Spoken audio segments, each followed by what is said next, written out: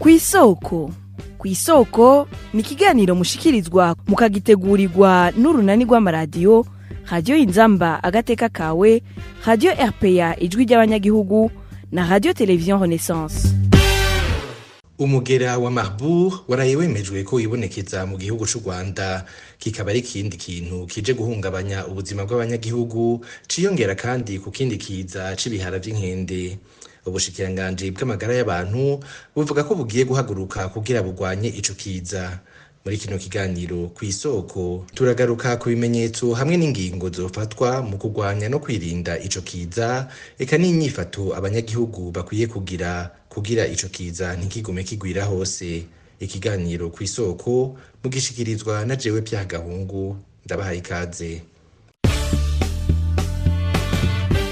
Mwitangazo ryasohowe n'ubushikiranganji bw'amagara y'abantu ku wa gatanu, byaremejwe ko ico kiza c'umugera wa Marburg camaze kugera mu Rwanda mu bitaro bitandukanye.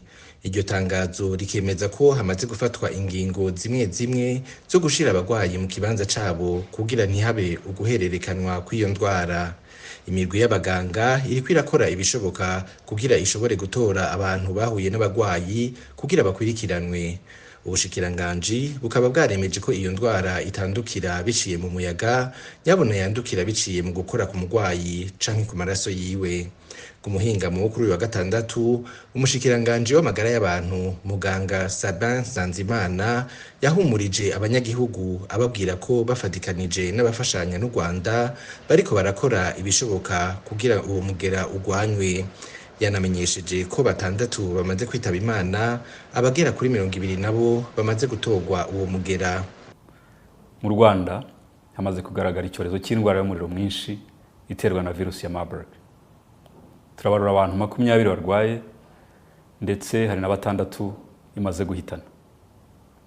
Umubare munini w'abayirwaye nawe yahitanye wiganje mu bakora kwa muganga, cyane cyane ahavurirwa indembe.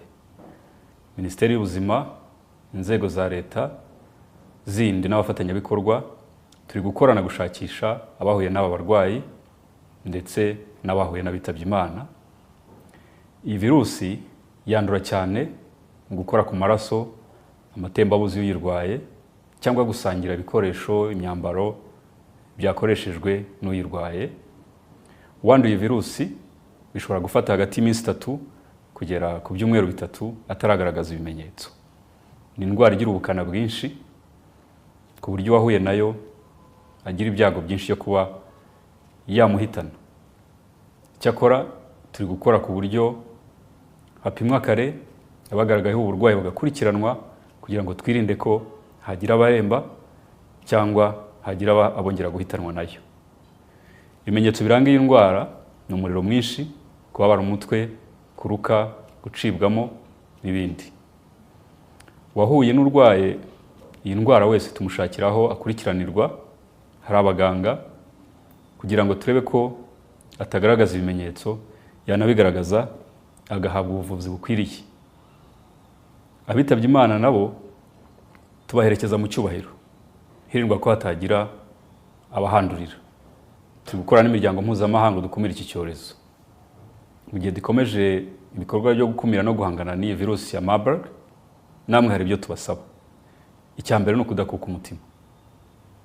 Ikindi, kubahiriza ingamba zo guhangana n'iki cyorezo, cyane cyane kwirinda gusangira ibikoresho n'umuntu ufite ibimenyetso bisa n'ibya Marburg, gukaraba intoki hakoreshwa amazi meza n'isabune, ndetse no gukoresha umuti wagenewe kwica udukoko uzwi nka sanitizer n'ibindi. Uwo mugera wa Marburg ukaba uje wiyongera ku mugera w'ibihara vy'inkende usanzwe uvugwa muri kano karere inyuma y'ikiza ca corona cari giherutse kubangamira isi yose. Abahinga mu vy'ubuvuzi mu Burundi bakaba bafise amakenga menshi mu gihe uwo mugera woshika mu Burundi. Muri iki gihe Uburundi bwugarijwe n'ibibazo vy'ubutunzi, ingaruka zoba nyinshi.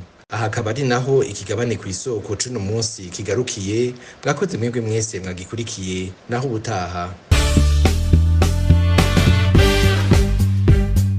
Cari ikiganiro kw'isoko.